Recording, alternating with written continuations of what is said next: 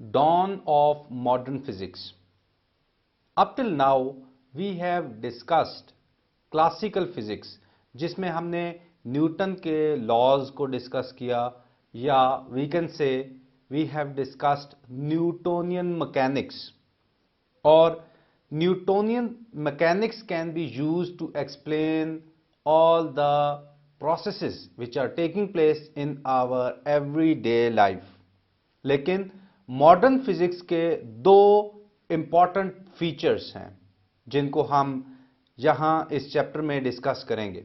One is Einstein's theory of relativity and the second thing is quantum theory. इन दोनों को हम यहां डिस्कस करेंगे. थ्योरी ऑफ रिलेटिविटी एक्सप्लेन करती है जब ऑब्जेक्ट बहुत स्पीड के साथ मूव करता है, यानी उसकी speed close to the speed of light हो जाती है. और speed of light we know that is the fastest speed in the universe. और यहां हम आइंस्टाइन की इक्वेशन को भी डिस्कस करेंगे, E=mc², और देखेंगे कि किस तरह से जो डिफरेंट फिजिकल क्वांटिटीज हैं वो वेरी करती हैं, चेंज हो जाती हैं when the object is moving with the speed of light और with the speed which is comparable to the speed of light. Quantum theory में हम देखेंगे कि जो इलेक्ट्रोमैग्नेटिक रेडिएशंस हैं, इलेक्ट्रोमैग्नेटिक रेडिएशंस एक्चुअली वेव की तरह नहीं है, बल्कि उनके अंदर पार्टिकल्स हैं, एनर्जी के पैकेट्स हैं.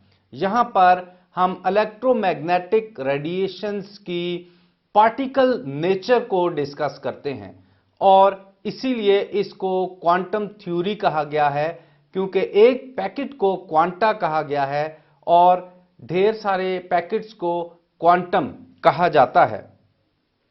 First of all we must discuss what do we mean by relative motion. Relative motion का मतलब है motion of an object with respect to an observer. अब observer rest पे भी हो सकता है और motion में भी हो सकता है. Let us consider a simple example.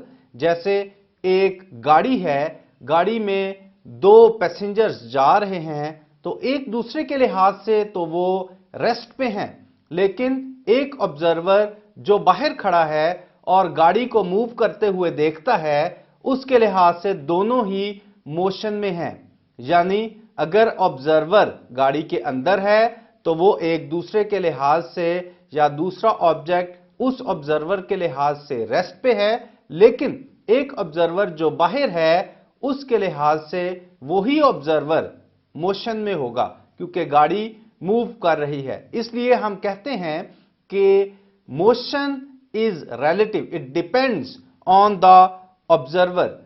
मसलन अगर हम अपनी बात करें या इस बिल्डिंग की, इस क्लासरूम की बात करें जिसमें हम अपनी क्लासेस लेते हैं, तो अगर हम उसके सराउंडिंग के लिहाज से देखें इट इज एट रेस्ट, लेकिन अगर अर्थ के बाहर से इसे ऑब्जर्व किया जाए इट इज इन मोशन, क्योंकि अर्थ रिवॉल्व कर रही है सन के अराउंड और अपने एक्सिस पर भी रोटेट कर रही है. सो इस लिहाज से अर्थ मोशन में है.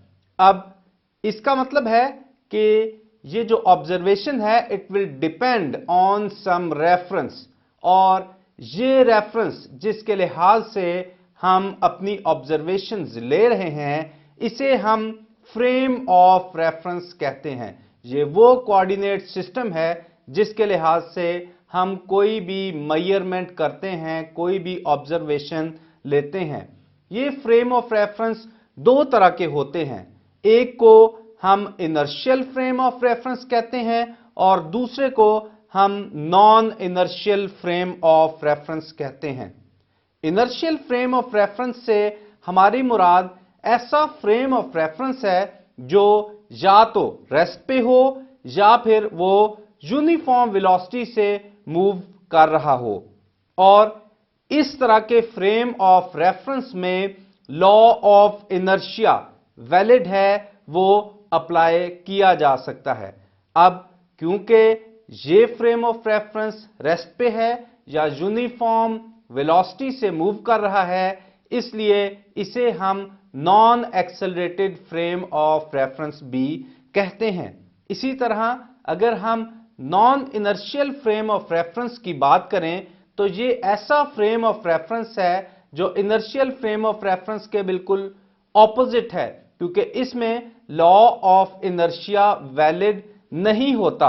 और दूसरी बात, ये फ्रेम ऑफ रेफरेंस मूव कर रहा है विद नॉन यूनिफॉर्म वेलोसिटी। इस लिहाज से हम इस फ्रेम ऑफ रेफरेंस को एक्सेलरेटेड फ्रेम ऑफ रेफरेंस भी कहते हैं।